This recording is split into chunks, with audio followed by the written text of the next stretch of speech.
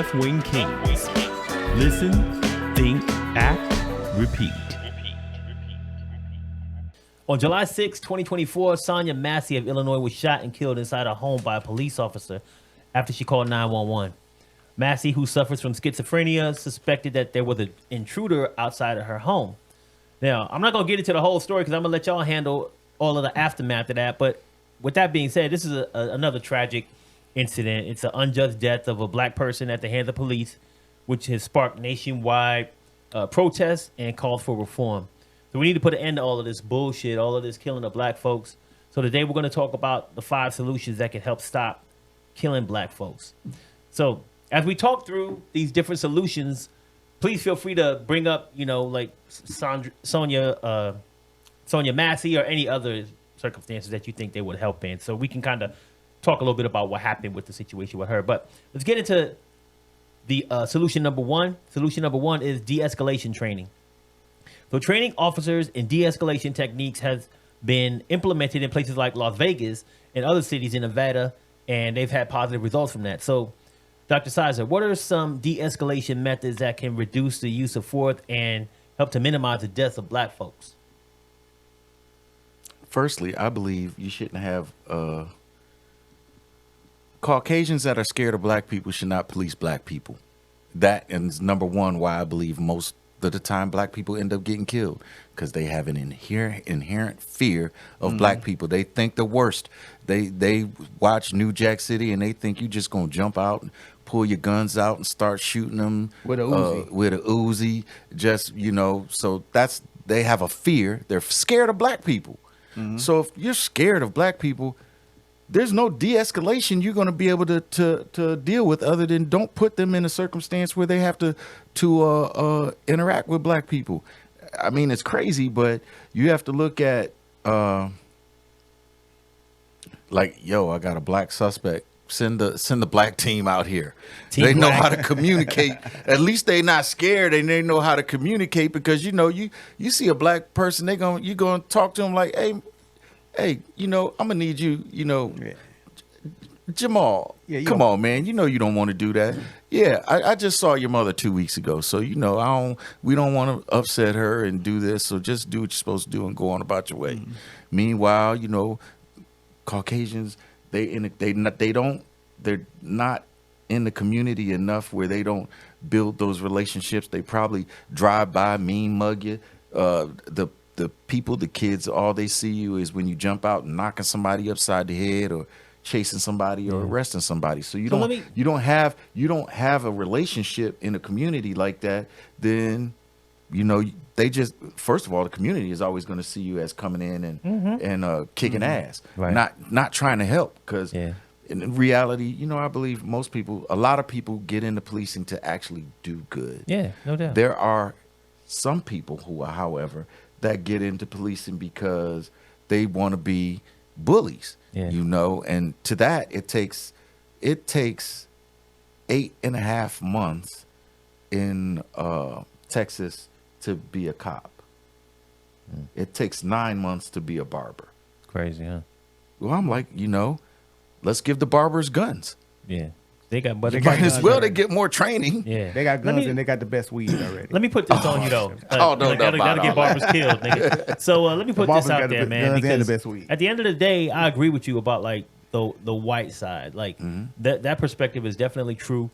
There's a lot of fear with those individuals who don't understand us, don't interact with us unless it's in a bad situation. Like every time you have an interaction with a black person, it's something negative where you're pulling them over or you're doing this, then that's not going to be like, you're going to tend to continue to have negative thoughts. But to that same end, when you say, hey, we need to have black policemen policing black people, there's some black people that did some fucked up shit to black people too. Like absolutely, the five cops. Yeah, they scared black people fucking too. beat that man to death. The Scorpion team. And I'm like, so what is causing policemen, regardless of race, to take people, those types of habits and kill black folks? Those like are bullies. Those people are bullies. They revel in having that power, basically unchecked, and really absolutely believe they can do anything they want. They're above the law.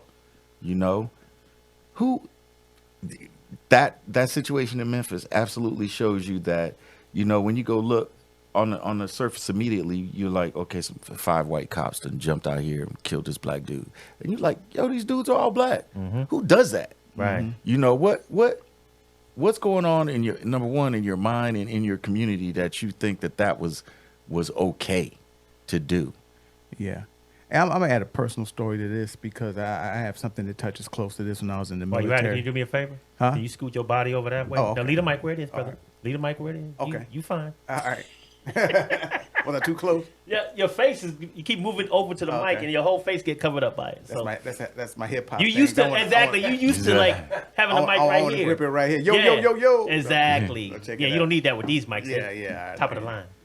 Yeah. You can get these on Amazon. Nigga. You know what I'm saying? These are some good mics. They got to stand over there and he can hear me and shit. These ain't like them church mics and shit. You know what I'm saying? The announcement lady had, you can't never hear what the hell she Yeah. saying. What'd she say? Like, just give me the damn pamphlet, nigga. Like, I don't know what she said. All right, nonetheless, but personal story I had. I was in the military. I was in the reserves, and one of my reserve buddies was a cop. And I'm in my neighborhood, Acme Park, West Side. And, this is back in the '90s. We playing ball. Somehow the cops rolled up and started hemming people up, or whatever the case may be. Something they were doing something, whatever. He was over there, and he sees me. I see him, and hey, what's going on? And he asked me, hey, what are you doing out here? It's my neighborhood. I live out here. He was like, oh man, this is a bad neighborhood, hot neighborhood. Case in point is he was already told that he was in a war zone. Like, I have to have a certain attitude. Like, he was like on guard. See? Had his hand on his gun. He's ready to go. And he sees me, a familiar face. He's thinking like, what the hell are you doing over in the war zone? I grew up out here. Yeah. You know what I'm saying? So part of it is just the mentality that, especially in the city, certain neighborhoods, especially black neighborhoods, are considered a war zone. You got to be a certain way. And like you say, it's from the mythology of movies where I'm going to go over there and, I might get shot over there. I might get done or whatever. It's like in San Antonio, people talk about the east side. I can talk to anybody from another race and they talk about the black side of town, talk about the east side. And they just think the east side it's a war zone over there. And it's this and that and yada, yada, yada. Now it's got the good barbecue over there. Most of the churches over there. And the Martin Luther King statue is over there. You know what I'm saying? Yeah. Like, no, it's just a neighborhood. You know what I'm saying? They got that mentality and they're taught that mentality. They're already going into battle. Hell, half of them are ex-military anyway. You know what I'm saying? So they're already kind of taught that, and they're sent over there. So they're not even teaching them how to de-escalate. Like, how many more killings do we need to have before you realize you got to change up the way you're looking at things? And that is my point with Yeah. the police killings. I'm like, they're bad, but unarmed black people are being killed. Yeah. I'm not hearing about unarmed white people being killed. So that is my issue. Is clearly you police these white people different than you police these black people. Yeah. When you take and you say you had the situation where the gentleman in New York was selling the Lucy cigarettes. Yeah. Mm-hmm. And I always look and I'm like, y'all had 9 cops standing around to come bust a guy with some Lucy cigarettes. I mean, Come on. Yeah. 9 of y'all, you could have gave him a ticket, let him tear it up, and so what? But you just had to be respected, and he had to submit to your will and bow down to you, that you were like, hey, all 9 of us are going to take this dude down. Ultimately, he ends up dead, and it was unnecessary. And and what's somebody going to say? Well, you know what? He should have listened to the police and this, that. How many? I mean, people listen to the police and still get killed. Yeah. So it's like, you say Massey. She had a pot of hot water. Powder hot water. Come on, man. Yeah, I'm that's like, just- now let's say I sat up there and I recall seeing a video where a guy had killed. I think he was a former baseball player. Went nuts, killed like 3 people and was running around naked, and the cops were running from him. He had a knife. They were running from. They didn't shoot him. He was I don't running think from they here. found the 3 people that he had killed yet, but they didn't shoot him. Yeah. He had a knife. He was absolutely threatening. He's naked, running around with a knife. They didn't shoot him. No. I seen where cops are standing there and the guys are fighting the cops. Yeah. They don't shoot them. Yeah. No. Yeah, they chase them. But here's the thing. It's funny that you bring that up. The first thing I think about, man, is a pot of boiling water it's gonna hurt like a motherfucker. Yeah. It won't kill you. It will not kill you. It will not kill you. She could have threw that in his face. Yeah. And he could have been scarred for life. He wouldn't have been dead. Okay. No. And If he at the stood end of the there day- and talked to her, it Yeah, wouldn't be. thank It you. would. The If he water would've would have just said, cooled off. ma'am, I need you to put that down. You know, but to Preston's point, Preston said the cop didn't know the meaning of rebuke. So because of that, she got shot in the face because she said, I rebuke you in the name of Jesus. And he said, oh, you bluff. That's when the motherfucker got heated, got all mad and shit, pulled out his gun, talk about I'll shoot you in the face. You know what I mean? I'm like, okay, so was it because she had the water or because she said I'll rebuke? Because she had the water before she said that shit. Part of it was because she was black, and she We did know not that. bow. But She there's did no not reason- bow down to him. Yeah. Him being superior, his Yeah. belief that he was superior to her. But there's no reason for that to even go there. He should have de-escalated the situation. We talk about de-escalation training. He obviously didn't have that. Okay? Because that's a situation. If he felt threatened by her words, by a pot of boiling water, whatever, he could have stepped back, said, ma'am, I'm out of range of the fucking water. Ma'am, I need you to put that down. Because I see that as a threat. And I don't want to get hot water thrown on me.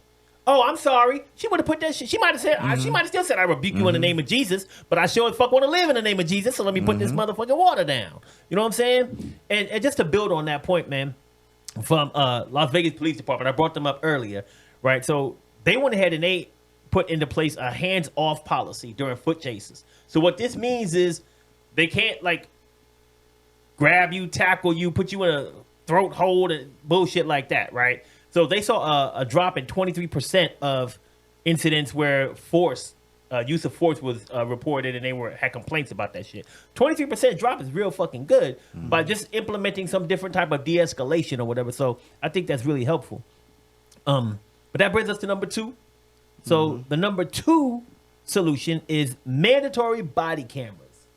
So body cameras can increase transparency and accountability, providing crucial evidence in cases of misconduct. So Ace, why aren't police forces across the country making body cams mandatory? And how much do you think they really help? Because some of the shit we see online is body cam footage. So Yeah, I mean, it does when they don't turn them off. You know what I'm saying? It does when they don't turn them off. It does when they don't turn them off. That's the thing about it. And it would help out a lot. But like I said, once again, it's the honor system with the police. But these police don't want to be held accountable like that. You know what I'm saying? Pretty much. But it would help out significantly. It's a lot of things we're seeing now, like you said, because there's body cams there. You know what I'm saying? So, and we see they work. You know what I mean?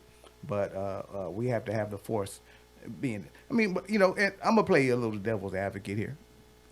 I don't like to be followed up on my work. I don't want a camera at my job. You know what I'm saying? Following up on everything that I do. You know what I'm saying? So I don't want to sound like I don't get where the police come from. right. And let's be honest. Sometimes the police have to do some things that we may not like. You know what I'm saying? But it's necessary. But in the situation that we're talking about now, is we're catching those situations where it's not necessary. Not necessary to shoot a lady with a pot of hot water. You know what I'm saying? Right. How many brothers would have shot somebody in that situation? All you got to do is learn how to duck, nigga. Like I'm saying, when she throw the water, that's it. You know what I'm saying? Turn your back on it. Yeah. Do something and charge it to the game. But shooter, it's nuts. You know what I'm saying? So In the face? In the face. And said I'm gonna shoot you in the face. Nuts, man. You know what I'm saying? And but yeah, body cameras are gonna work as long as if we have police buy-in and they're gonna use them and they're gonna be held accountable for it. Yes. And That's the key. And they know they do the right thing. And if you're doing the right thing, that's good. And I think there's going to be some situations we're going to catch, and we'll say, hey, that's kind of questionable. But then everything has a situation. You know what I'm saying? If you're an undercover cop and you're doing some undercover stuff, and you got he probably wouldn't have a body cam, but nonetheless, there'll be a situation there would be. We may have a question, but at least with a body cam, we can kind of come up and say, hey, all right, we see you had to do this. Right. Or whatever the case may be. But when they cut them off and do all the stupid shit that they do, and then we start ending up still having innocent people die, then of course we don't trust you. You know what I'm saying? So I will say this, man. I think to your point, and I saw you kind of nod your head, accountability, man. I wonder, they talked about, and Preston also talked about this a little bit, that let me see. He had 4 previous police jobs. The guy who shot Sonya Massey, and remember this. he, they didn't do their due diligence to look at his background and say this motherfucker probably shouldn't be out there. I think he had 6 and 4 years. Yeah. Yeah, like maybe this motherfucker shouldn't be out here doing this job. Like, you know what I'm saying? He should be a mall cop without a gun. Why did he feel comfortable? Like, it wasn't his body cam that was on. Not that I saw. It was his partner's body cam. Yeah. Okay? I ain't seen no body cam from him yet. Maybe there is one, and maybe I just missed it. I'm not trying to say that there isn't. But to your point, this motherfucker don't turn his body cam on. There's a reason for that shit. Yeah. But he got caught by somebody else's body cam on him. So there's a lot of cases where you can say, even people who do have their body cams on, are there times when the police don't hold them accountable, and they investigate themselves? Right. It didn't. They're policing themselves, and if the information isn't like public knowledge and given to the public, then they just keep that shit in house, and you don't find out about it until months later. Well, it's usually after the someone requests the release of the body cam footage that you get a clearer picture of what actually transpired, and sometimes it conflicts with what the public narrative, the narrative that was provided to the public is. So, again, I think the police probably look at it as potential evidence. If you're doing something diabolical and nefarious, you don't want to catch that on camera. You simply don't want to. Like you said, it wasn't his camera; it was somebody else's camera that caught it. I'd be willing to bet that his camera wasn't on. Well, Preston just said that his wasn't on. Because are you really gonna sit up there and say, "I'll shoot you in your face"? Yeah. If you holding a pot. Yeah. Come on now. And it brings me to this: how comfortable was he with that? You know what I'm saying? Real comfortable. And this is probably the only one we caught. You know what I'm saying? Like, He how many times said you been in that situation? his partner went to get the first aid kit, and he said, "Don't go get it, man. She's done. Don't even bother. That's straight through the eye. She's done. It's a wrap." Yep. Yeah. So So I mean, this dude was comfortable enough to where I'm gonna turn my body cam off because I know I'm gonna do some ignorant shit. You know what I'm saying? And like, he already knew when he walked in there what he was about to do, and because he's comfortable with that kind of behavior. You know what I'm saying? okay, now you got this gentleman. It's this lady with this black lady with a pot of hot water. Now I recently saw a video where a white lady, went to the police station with a gun and was shooting in there. And she did not get shot. Wow. They waited till she ran out of bullets and tackled her. Wow. And she in the police station shooting. Wow. That's the difference. That's That's the difference. the difference in policing. That's the difference in policing.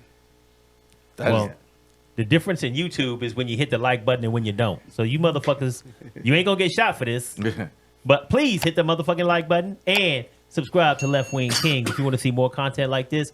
And also share it on all of your social media platforms so other people can learn about this great podcast and try to get with us. Yeah, all right? don't do like the police. Share the footage. Please I share like the it. footage. Very Share the good. footage. This ain't body pretty cam. good. You okay? Yeah. Yeah, every now So, and then, you know. you get a stroke of genius. I get one out every now and then. So, hey, number 5 on our list, man. So this is the 5th reason or the 5th way to stop killing black folks is just some new police reform. So conversations around reforming police practices like chokeholds, eliminating dangerous restraints, and things like that have existed for a long time, but little has been done. These motherfuckers still running around choking us, all kind of shit. So, Ace, how would implementing a strict use of force reform reduce the deaths of black people? I've always kind of been like this. We need to get the police out of politics, man. They're just too close to us sometimes. And what I mean by that is you got to get the police, like local people have to get the police to sign on and back them and all this and that. So with that, they sometimes have influence when trying to get things passed like that, like police reform. Like if you're a candidate and you're going up, you want the police to get behind you. Sometimes I don't think that works out for us people politically because the police they sometimes have a grip hold on some of the local politics. We need local government people that, of course, they can get endorsements, but they're going to also hold the police accountable. Oh, yeah. You know what I'm saying? I think too much we allow them to have an influence on that, and that's why we can't get police reform passed. You know what I'm saying? Because of their political influence. Right, so Yep. I'd say, to that, you remember it had to be last year when Texas said, "Hey, everybody, you don't need a permit to carry a concealed carry gun," and the police were like, "Oh, that's a bad idea." Yeah. It is, and it just is. There's an instance where the police were like, they're all for, they're for guns. They have them. They don't want to have them. They don't want the chance that everyone that they encounter have a gun. Right. And that shouldn't be the case. Everybody doesn't need to have a gun, but you have these politicians that are, catering to NRA. some sort of lobby or The devil's lobby. currying favor from folks and say that, okay, you know what, just we're gonna do this. So you down in Texas, you have to pretty much treat everybody like they have a gun. And that's why people get shot for road rage and everything else. You got to be mindful of folks. Yeah, hell, I got my rifle on my gun rack when I'm driving around in a pickup truck. This is Just Texas. driving What are you talking around. about? Yeah. I mean, one thing that it reminds me of, man, is things like reform with things like chokeholds, and like you talk about George Floyd, with your knee in his neck, unnecessary like types of use of force. A lot of times it's unnecessary. And I understand when you're trying to restrain someone and they are fighting you. Like they don't want to put their arms behind their back. Yeah, you got to grab their arm and bring it around. But choking people? That's a bully. They're bullies. Yeah, They're like, there's you no are not. need. You are gonna submit to Yeah. my authority. What is choking someone until they die? That's at least like a minute. At least, if not more. Well, But you got to choke somebody for them to die.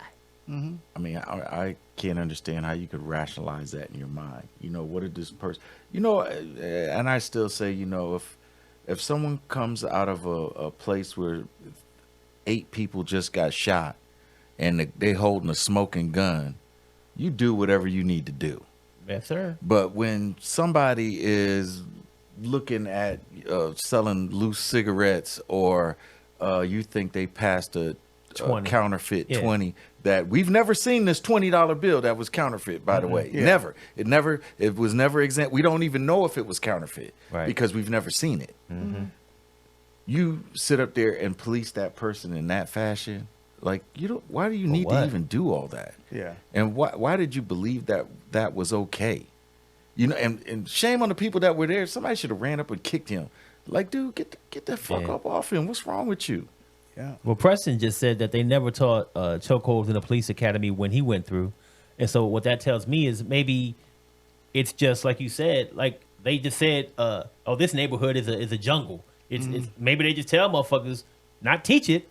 But Yeah. hey, if you get a motherfucker, sometimes you got to choke these motherfuckers out. the OJT shit, the on the job training. They get the dude been there all these years. Hey man, you need to do it this way and that way. And I don't, and just back to what you were saying, Dr. Sizer, I don't believe if we got a guy passing counterfeit 20s, he's a threat to society. That's a danger. Like, the cartel might be passing, a whole bunch of bills or flooding the economy or something like that. But one dude got one fake 20. But again, you don't it is need to- like, why? It was probably 4. It was at least 4 cops there, maybe 5. Like, what? Y'all got 5 people enough to stand around because this guy potentially has a counterfeit, passed a counterfeit $20 bill. Like, well, how did that happen? That's like the loose cigarettes. Yeah. Like, there's 10 cops standing just available around this particular area or what kind of alert went out where y'all said, hey, send up the alert, the SWAT team. We got a guy out here selling loose cigarettes, and everybody show up. Yeah, it's crazy. And I was thinking about, wasn't it Sulphur Springs right out of San Antonio where the guy went and shot up the church? Yeah. And they took him to Burger King. Yeah. You know what I'm saying? Yeah. Like, You hungry? where's the assessment of that? No, Like, that what- was You that was a hungry? guy in Carolina. I know all this Carolina. shooting got They- you hungry. They took a guy in Carolina, that church. They took him Yeah. to Burger King. Yeah, where's the assessment to that? Like, you know what I'm saying? A dude passed a fake 20. And then the crazy part about George Floyd is he was in handcuffs already. Yeah. He's in handcuffs. Like, how more restrained do you need to have? You're in handcuffs. I mean, my knee on you, and then my other man gonna hold your legs, but you in handcuffs. You know what I'm saying? Like, he's already restrained. Yeah. What are you talking about? Well, at They the end of the- scared of black people. Yeah. Yeah. Well, damn, they gotta be real fucking scared to hold down a nigga with your knee when he handcuffed and somebody else on his legs. I That's mean, how scared he was. That's a motherfucking scary ass son And of you a got bitch. 2 people watching. Yeah, and you got 3 people watching, and like you said, somebody that should have kicked him in his fucking chin. But at the end of the day, man, I think that police reform for these types of use of force is necessary. But not only did there need to be police restraints, because to your point, people can have on their body cam, not have it on. The police could see it on their body cam and might not even report it, and maybe somebody else request the information. We found out about it 6 months later.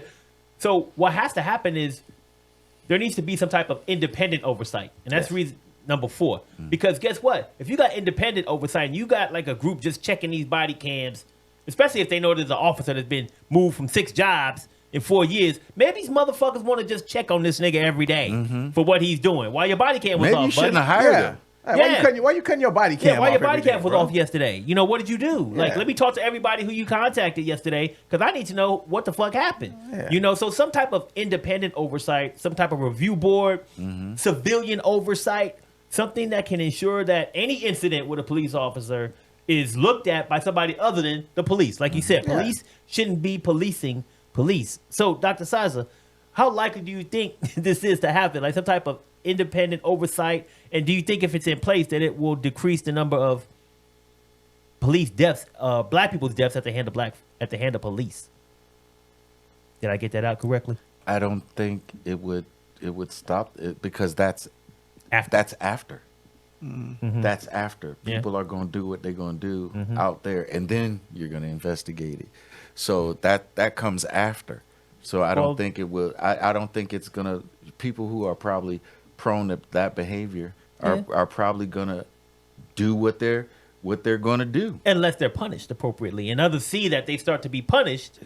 Because the problem is people ain't being In punished. too. society, you can't. There's enough media out there where you can see that, people are being punished, but it didn't stop stop it. that guy from. She got a Yeah. pot of water. It didn't stop him from first threatening her she has a pot of water and then shooting her in the face, and he knows if his partner was outside, We wouldn't have known none of this. he would have hit the story. He would have shaped the narrative to however She he came liked. with a knife. She had a knife. She had a pot and a knife. And would have put a butcher knife in her hand.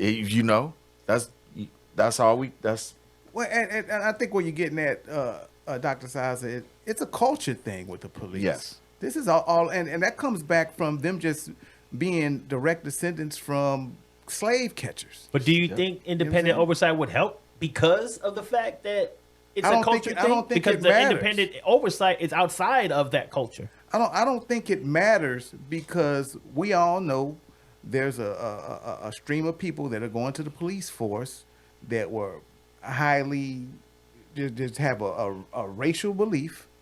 They probably have right-wing beliefs, not right-wing beliefs, but just far right-wing beliefs and just racial and just, might be former members of the KKK or have Bullies. associates like that and just have a thing against black people. You know what I'm crossing saying? guards in elementary school. and feel like it's and don't feel like it's a problem if they end up killing a black person or they have an opportunity Because to get off it of doesn't count. Yeah, Because in some of their social circles, they're gonna get a pat on the back. exactly. And that's a culture thing. And the thing is it's not like this is just happening in a certain part of the country. no, This is all across policing for the last century, 100 years, hundreds of years, which I say ties right back into slave catching. we just see it more now. Exactly. We just see it more now. But we've been fighting this brutality, black people, from the plantation until now. We still have the same problem. They just don't have the right. They just don't get off now by getting a rope and throwing it against our neck and hanging us. You know what I'm saying? And lynching us. That's why you never see Peter Parker and Spider-Man at the same place. Yeah. That's why you never see the KKK and cops at the same place Yeah, either. Same Exactly. motherfucker. They're the same people. Just wearing a different hat. nigga. Like they trying to pass the anti-lynching federal law. with all Who the would history of oppose that? With all the history, we can't even get that passed. I mean, People who want lynching. literally would go up and say, Yeah. you know what? I think that's a bad idea. Yeah. We still need Like lynching. how? Lynching? What's this lynching thing I'm hearing about? No, not what. We still need this. We can't take that away. Yeah. You know what I'm saying? We still got, January 6th, believe it or not, we still got white people walking around with nooses. They put nooses on display January the 6th. You know what I'm saying? Lynching was a real thing that still happens to this day, and now lynching is transcending the police being able, legally trying to find ways to kill and lynch people. And I just think there's a culture there that don't give a damn if they kill a black person. If they get an opportunity, they turn their camera off and they'll shoot a black person. I told a white colleague of mine, when I get pulled over, I think I got a 50% chance of living. And I don't think I'm a criminal. Like I said, this can go either way. Yeah.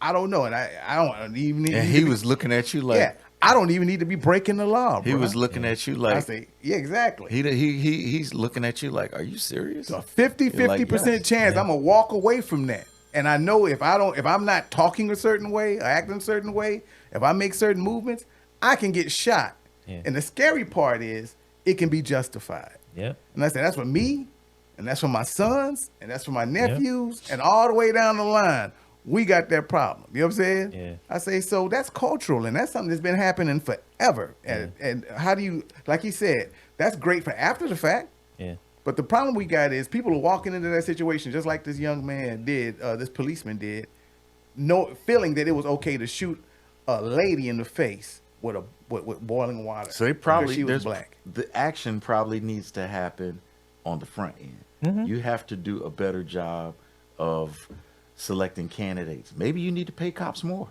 Maybe you need to require them to take some college classes or something. But it needs to be on the front end so you can do a better job filtering out people that have the propensity to be fucking bully, racist assholes, especially the black people. You know, and have a predisposition to wanting to potentially shoot a black person, especially if you're gonna, like I said, if you're gonna police a black community or Hispanic community or whatever, you better be able to adapt to their culture and be able to communicate with them. You can't be scared of them. You can't go over to Southside San Antonio looking at them, treating them any old kind of way. If you treat them any old kind of way, they're not gonna respect you. But I guarantee you, any community on the east side, south side, if you are part of if your police presence includes you walking down the street, seeing people on the porch and just saying, hey, Mr. Johnson, what's going on today? Establishing a relationship. So the kids see you. The kids see you in the community. They're used to seeing you in the community and understand that you're here to help. You're not here to, you don't just show up to grab somebody, snatch them away because they got a outstanding warrant because they stole some T-shirts from Walgreens or some shit. They know that you're here to help. You're here to help the community. Hey, you got a football game this weekend? If I get a chance, I'm gonna drop by. I'm gonna check you out. I heard you're pretty good. Something like that. It's just that kid will remember that positive interaction. People will remember positive interactions, and then maybe you don't have to do all that crazy shit. Maybe you're not in situations where you show up and feel you need to put a nightstick on somebody for something stupid. So that's what we're going to get to more of that too, because that's number 5. It's community-based policing. So we're going to talk a little bit about that. But I want to make 2 quick points. You've really adopted the white colleague thing quickly. I like how you're using that term now. I like that. And when it comes to like independent oversight, it is a lagging action. Like something happens and then you find out later because you got this oversight that's kind of looking at shit. But I still think we need an outside lens. I don't think that it would hurt to inject that into something that they're doing with the police force. Where's the right place to do it? Maybe they need to have it in a leading. How do they add it to a leading type of action rather than lagging? I don't know. But there needs to be somebody from outside looking in rather than the police policing themselves. I truly believe that because they've been policing themselves this whole time and they've been fucking it up. I believe they need to have some sort of maybe a federal entity that does that because I don't think they absolutely collect data. You need data, and this is a situation in which they're probably, they're gonna sweep it under the rug. So they don't want the negative attention that will present to them. If people say, your guys, you always have a lot of these. Your interactions with black people seem to be, kind of screwy. It's like recently I saw a study where there was some communities when they're stopping people for tickets, it's always it's 90% of them are black. Oh, your window tint, your back light look like it was out. Your tent's too dark. Hey, you smoking weed in there? Mm-hmm. Those engagements are probably potentially going to lead to something that's negative, right? But if you don't have those sorts of encounters, they probably won't lead to negative stuff. Yeah. But if you're not recording that data, then you're not going to know that 90% of your stops are black people. You may not even know it. It may go unnoticed. Folks are just out there stopping people, and then when you collect the data and look, and you're like, yo, we stopped 100 people in 2 days. 90 of them were black. Mm-hmm. Something is wrong. Yeah, exactly. And add to your federal entity. I mean, we all know, and this might be something. The FBI did a study showing that the KKK infiltrated purposely infiltrated law enforcement. That was one of their doctrines to do that. There's a study out there that says that. Well, let's take that seriously. You probably have people that been in the force 30, 40 years that were grand marshals or whatever in the KKK. That's why we're turning our heads when it comes to some of these shootings. Yeah. Because it's infiltrated by the KKK, and they got an FBI study that says that. Yeah. And we all know that, but nobody's taking that seriously. Like, that's real. So maybe when they come in, you check the websites, you check their associates. Maybe some of the people have been there 30, 40 years. You check their websites and their associates and see what's going on. And maybe it just wouldn't be this culture in police all across this country where they kill black people. You know what I'm saying? That's everywhere. There's nobody in this room right now that feels they can drive from Los Angeles, California to New York and anywhere and get stopped by the police and they're going to be comfortable. Yeah. Nobody. And the smaller the town, the worse. You know what I'm saying? Exactly. Hey, one thing I do want to just add to both of your points before we get on to the last solution here. One thing that I keep thinking about is, we like you said, data, body cams, the culture. There has to be a way that we incentivize these people to do the right thing. And I know that costs taxpayer money to pay these police more money. But maybe if we make mandatory body cams and then we pay these cats an additional $5 an hour for every hour their body cam is on. You know what I'm saying? Or maybe use an independent oversight to for those times if the body cam is not on, to your point, we need to have data. You need to have data of every stop that you made, because your body cam, if your body cam's on, we don't need that from you. Mm-hmm. But guess what? You're going to be scrutinized more if your body cam's off. So for those 4 hours that it was off, I need all the records. We got a thing on your car. We know where your car was. Mm-hmm. We know who you interacted with. Maybe we have a detective go out in the neighborhood, spend some time, looking at, okay, who did he interact with in this neighborhood where the car was at? Something to get some more data to help with the situation, but there's got to be something more that we can do. And that kind of leads me on to the fifth and final point here. And that's what you touched on, community-based policing. So that's another way to help make people more comfortable with police and police to be more comfortable with us, to your point. Community-based policing that emphasizes building relationships with the police officers, right? And with the communities that they serve in. So Ace, how can this focus on collaboration reduce tensions and deaths of black people at the hands of police? You're not gonna shoot somebody you know and you got a relationship with, that you're involved with in some way, shape, or form. Like you said, if you're going out and you're saying hi to them every day, and something happens, you'll take a personal vested interest, even if something comes up and it is illegal or whatever. Hey, we got Jamal caught selling weed or whatever at school or whatever. Next time you're going to see him, because you speak to him every day, Jamal, what's going on? And probably have a conversation with him for him to get straight. Vice versa. If, you out in the streets and you're a guy and, Officer Jenkins or whatever pulls up, you know what I'm saying? You're going to feel a little more comfortable because you know him. You had a conversation with him. It's just going to built that comfort to where some of these incidents that are happening, you know, Officer Jenkins gets called over on a domestic violence call. You know what I'm saying? Like, he might be comfortable walking in there knowing he knows the people in there. You know, it's funny. I sold me and Matt sold furniture for years. You know, rent-to-own furniture, and a lot of what we did was relationship based. We had to go collect money from people or talk to them about paying their bills. We had to go into their homes. You know what I'm saying? So, two ways you can handle that. You try to go in there and try to be gangster, and hey, you gonna pay me? I'm gonna take your stuff. You know what I'm saying? Or you can sweeten the deal by having a relationship with them and saying, "Hey, your mama, come up. What's going on? What's happening? Why can't you pay me? You know, what can we do? What can I do to help you out with this?" You know what I'm saying? We had a saying back then: "Get more bees with honey." You know what I'm saying? You know what I'm saying? Basically, what it is, like, you know, the better you are with them, you'll be able to solve that problem. The police took that mentality; they probably solve a lot of problems. Hey, what's going on? Hey, Miss Massey, why, you know, what's going on? Maybe you need to calm down. We know she has a mental issue, spell. You know what I'm saying? Whatever the case, because I know I've spoken to her before. Right. You know what I'm saying? So that's where community-based policing would help out. But the police got to give a damn, and they got to stop trying to label some of our neighborhoods as war zones. And walking in there, yeah, they're low income, but we've all been living in low income situations. Some of the low income neighborhoods are some of the better neighborhoods. Some of the suburbs I've been to is way more gangster than it is in the low income neighborhood. Because low income neighborhoods, a lot of times, are with established residents that've been there for years. You know what I'm saying? They know everything that's going on. Some of these suburbs, nobody knows nobody, so they don't care. You got the biggest dope man living right next door to you. Yeah. You know what I'm saying? But they go out there completely different. You know what I'm saying? So. Yeah.